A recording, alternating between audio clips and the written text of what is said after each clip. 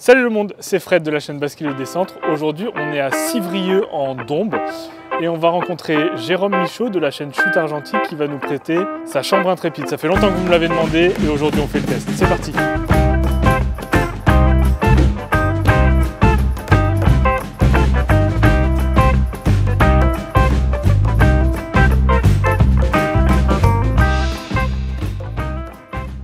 Ok, comme je vous le disais tout à l'heure, j'ai rendez-vous avec Jérôme Michaud de la chaîne Chute.argentique que je vous invite à suivre. Alors il m'a contacté parce que lui il a une chambre intrépide, parce que pour la petite histoire ça fait un moment que je veux tester des chambres intrépides, mais Intrépide ne répond pas favorablement à mes différentes demandes. Donc Jérôme m'a contacté et m'a dit écoute, moi j'en ai une, si tu veux venir tester. Je suis très impatient de tester ça parce que franchement on me le demande beaucoup et c'est un peu les chambres les plus vendues en ce moment, les chambres grand format. Donc on va tester ça avec Jérôme. Salut. Salut Fred. Ça va? Bah ça va super. Merci beaucoup de nous accueillir ici, c'est super beau. Il fait pas trop froid. Non, ça va. Et tu vas nous montrer, donc là ta chambre elle tient dans le sac. Exactement, voilà, tout est dans le sac. Moi je peux pas faire ça en fait. C'est juste pas possible. C'est pas possible, bah, tu vas voir, c'est compact. Ok, je t'en prie. On est parti. Allez, c'est parti. On va essayer de partir par là. Qu'est-ce que t'en penses? J'en pense que je connais pas. Donc... Ouais. Soit là, en fait, on peut monter dans le petit chemin, ça dépend de ce qu'on veut faire comme photo. Donc pour faire la petite histoire, Intrépide c'est une marque anglaise qui fabrique des chambres depuis peut-être 4 ou 5 ans, je voudrais pas dire de bêtises, en bois et en ABS. Toi tu as la version ABS? Ouais, tout à fait.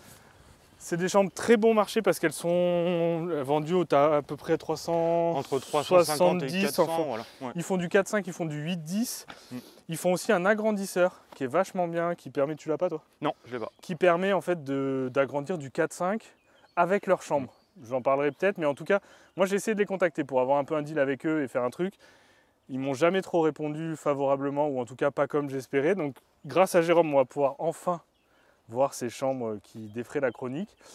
Et on va déballer ça. Allez, tu vas nous parti. montrer. Ouais. Donc c'est une chambre que tu as achetée quand toi? Alors je l'ai depuis pas très longtemps, Noël. Ok, ah ouais, c'est tout récent. Exactement. Elle est toute neuve. J'ai eu le temps de la tester un tout petit peu, mais il y a encore des choses à faire. Alors pour le test, j'ai sorti un truc incroyable, un film qu'on ne trouve nulle part, qui vaut un petit SMIC, la boîte de 10, de la Portra 160. C'est bien, il y a du soleil, parce que franchement, il aurait plu. Ouais. Ça m'aurait fait chier de me saigner pour de la Portra. Et je t'en prie, montre-nous. Allez, c'est parti. Donc tout tient dans le sac. L'avantage, c'est que c'est relativement compact et léger. Ah, elle est là. Ouais. Ok. La chambre en elle-même fait 1,3 kg à peu près. Ouais. Donc on est sur quelque chose de relativement correct. Ok. Donc voilà, elle s'ouvre facilement. On va pouvoir. Donc c'est une chambre trépied. pliante. Exactement. Voilà. Donc avec des ouvertures qui sont sur les côtés. On a simplement à dévisser. Et ensuite on a la possibilité de l'ouvrir comme ceci. Oh. Ouais, donc là on est c'est exclusivement donc de l'impression 3D. Ouais. Ça c'est la version Black Edition. Okay. Sinon il existe la même donc en 4.5 sur une version bois peut-être un petit peu plus vintage. Elle on va est plus dire. chère ou pas? La Black Edition est un tout petit peu plus chère. Ouais. Okay. Ça doit faire une différence de 40 ou 50 euros, quelque chose comme ça. Ah, t'as les petits niveaux à bulles, tout bien quand même. Exactement. Hein. Voilà, tu vois, il y en a 4 qui permettent d'avoir l'horizontalité, la verticalité. Ok, trop bien. C'est une chambre pliante, donc en fait on rabat l'avant et l'arrière, ça fait une espèce de boîte comme il vient de nous montrer. Et en fait la particularité de ces chambres pliantes, tu me dis si je me trompe, c'est que tous les mouvements que j'ai moi sur ma Cynar, qui sont tous les décentrements, on n'a pas autant de latitude, notamment sur le corps arrière. Un peu moins, effectivement. Ouais. Où il me semble que le corps arrière peut pas trop basculer en arrière. Un petit peu, mais beaucoup moins que sur la tienne, je pense. Okay. Par contre, il te faut quand même un trépied, quoi. Exactement. Alors, tant qu'à faire, un trépied quand même relativement costaud, parce que même si ça fait que 1,3 kg, il faut quand même une bonne stabilité. Classique sur des trépieds, hein. On a notre platine, tout simplement. On accroche si j'y arrive. Voilà. Ok. Hop. Bon, alors moi j'ai une rotule, personnellement. Moi j'ai pas de rotule. Voilà. Je suis de la team pas de rotule. Enfin, j'ai 2 rotules, mais dans mes genoux. Ouais. Et donc voilà. Okay. On a la possibilité, donc juste ici, de bloquer l'arrière. Ouais. Et ensuite, on a différents pas de vis juste ici qui permettent en fait de positionner l'avant à différents niveaux. Donc le bouton, moi la mienne elle est toute impression 3D, mais je pense que les boutons doivent être relativement différents sur les autres modèles qui sont en bois. Et donc en fait il suffit de visser comme ceci. Donc ce que j'ai remarqué, c'est que comme on est quand même sur une chambre relativement légère, il ne faut pas hésiter à bien la serrer. Parce que sinon, bah, forcément, on a tendance à bouger un petit peu. Okay, on a les petits repères ouais, qui permettent de se décaler si on veut. Et les platines objectifs, ça ressemble à du Linoff un peu? Ah, c'est exactement ça. C'est les mêmes? Celles-là, en fait, ce sont les Intrépides. Il y a le petit logo Intrépide qui va bien. Okay. Mais techniquement, on peut utiliser des platines Linoff qui sont tout à fait compatibles aussi. Donc là, elle est montée. Alors, montre, moi, c'est vraiment les mouvements. Après, je vais la manipuler, on va vraiment s'en rendre compte. Mais montre-moi un peu les bascules arrière et avant. Bascule arrière, on peut faire ça. Et là, on arrive au max. Ok. Bascule, voilà. Avant, on est pas mal. Ok. Bien sûr, ça dépend de l'objectif qu'on met dessus. Et ensuite, on peut arriver jusqu'ici. Ok. Ah ouais, t'as pas de décentrement arrière? Non. D'accord. Il bascule, mais on n'est pas... on descend que l'avant. Exactement. Bon, après, en soi, le décentrement arrière, il est pas très important. En fait, le décentrement, je vous l'ai déjà expliqué, ça n'impacte que le cadrage, en fait, hein, vraiment. Ça permet de modifier son cadrage sans forcément modifier la place du trépied et vraiment de faire un cadrage pile poil comme on veut. Mais c'est pour ça que si on n'a qu'un décentrement avant, ça marche déjà bien. Le décentrement arrière rajoute encore des possibilités de réglage qui sont parfois néfastes dans la créativité artistique dont nous faisons tous l'objet. En tout cas, je vous invite vraiment à suivre le compte Instagram de Jérôme, shoot.argentique comme la chaîne. Il fait que du noir et blanc, les photos sont hyper léchées. Il m'a montré son studio, vous le voyez souvent sur ses vidéos. Ce mec-là a une collection d'appareils photo qui c'est trop presque. En fait, il a tout, sauf du Leica. Sauf du Leica pour le moment. Leica, donc t'es pas vraiment un vrai, comme ils disent.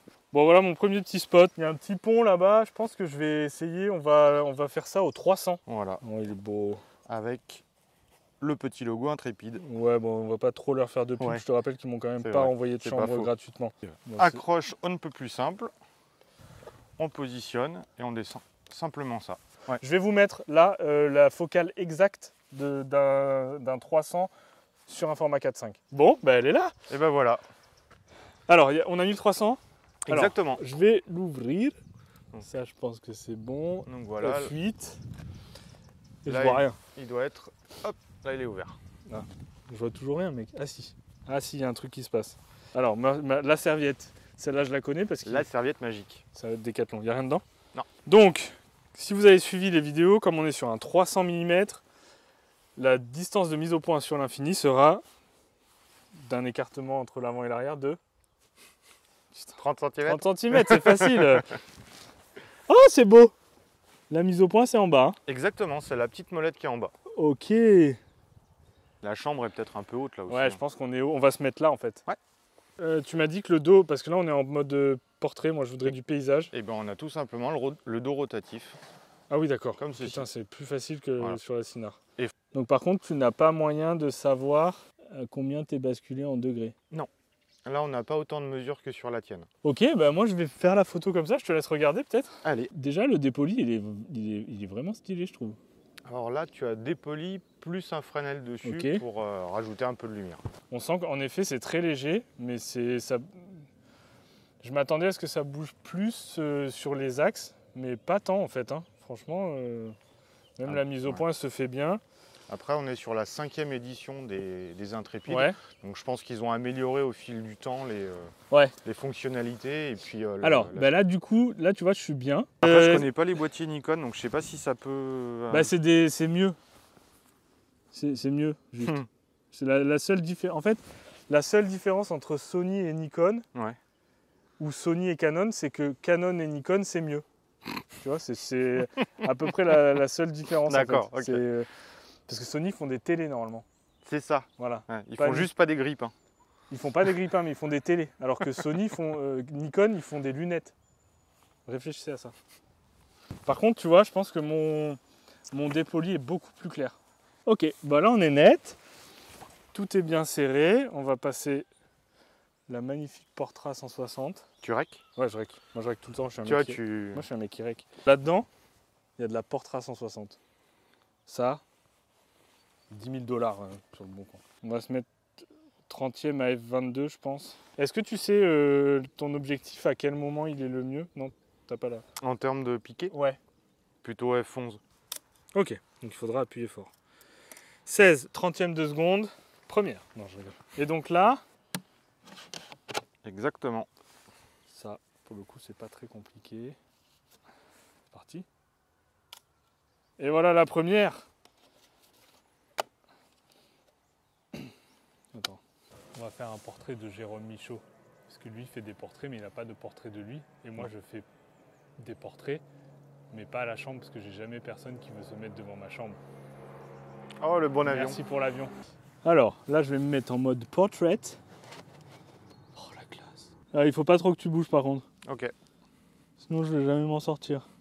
Fais voir si on est net, là. Bouge pas. Après, c'est précis parce que j'arrive à te voir les poils de moustache.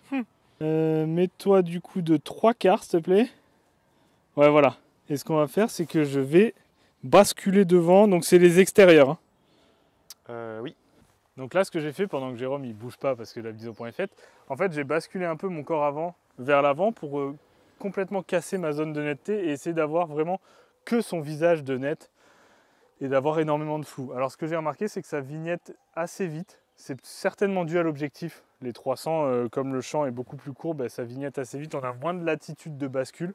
Là, on est quand même très basculé pour un 300. Et on va voir ce que ça donne. On va mesurer la lumière. J'ai la cellule, j'ai pas la cellule, j'ai pas la cellule. Donc là, on a à peu près la même luminosité que tout à l'heure. Donc tu m'as dit que c'est un F8. Hein. Oui, minimum, ouais. Ok. J'ai l'impression d'être au musée Grévin. Alors, je vais faire au 60e à F8. Ok. Donc quand on ira, il faudra pas bouger. Ok.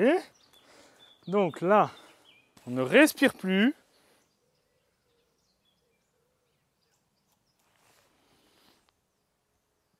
Ah non. Là, tu l'as ouvert. Ben non, il était fermé. Attends, remets ton... Ouais. Non, c'est que tu l'as... Au lieu de le fermer, tu l'as ouvert. Voilà. Donc ton film, il est mort. C'est mort. C'est mort. En fait. Ah putain! C'est cadeau, c'est portrait, c'est beau. Mais il était là. Voilà. Il est beau, hein? Dommage. Voilà. Voilà, dommage. Les ça aléas me du direct. Ouais, du coup, ça me coûtera moins cher de le développer. Allez, deuxième. On ne respire plus. Super. Magnifique. Ça, on je- verra au développement. J'osais pas le dire.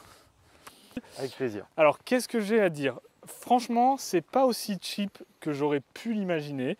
C'est assez solide, c'est assez costaud. C'est moins précis parce qu'on a moins les angles sur une Cynar, mais du coup, on gagne énormément en légèreté. Et ça, c'est quand même un atout indéniable là-dedans. La qualité, on a fait 3 plans film, on devait en faire 4, mais il y a eu comme un petit souci. Mais bon, ça arrive.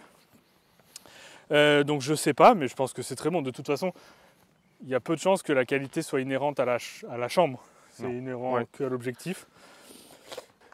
Par contre, le dépoli est un peu moins bon. Toi, tu as mis une lentille de Fresnel. Oui. Donc la lentille de Fresnel, elle va un peu convectionner tous les faisceaux lumineux. Donc elle va augmenter la luminosité, mais on perd un petit peu en netteté. Tout à fait. Ouais. Mais c'est quand même... Alors c'est un objectif f8. Oui. Ça joue aussi. Moi, j'ai que des objectifs 5.6 parce que je suis extrêmement riche. Mais voilà, j'ai trouvé il fallait vraiment avoir la serviette. Le voile de visée, moi j'ai pas souvent un voile, c'est que quand vraiment je suis en contre-jour. Moi je l'utilise quasiment tout le temps. Ouais, voilà. Sinon vraiment, vraiment top parce que c'est léger. Là tu l'as sur le dos, je pense que l'intérêt c'est de pouvoir la plier quoi. Ça c'est top, moi je peux pas plier ma Cynar. Je pense que le trépied pèse 3 fois le poids de la chambre. Ouais, voilà. Et voilà, en attendant, si la vidéo vous a plu, je vous invite à vous abonner à la chaîne de Jérôme, shoot.argentique. Tous les liens seront en description. De vous abonner à cette chaîne si vous voulez. Nous ici on parle que de photographie grand format. Vous vous abonnez, vous activez la cloche de notification, on connaît. Et surtout, sortez la chambre, sortez de votre chambre et faites des photos. Ciao!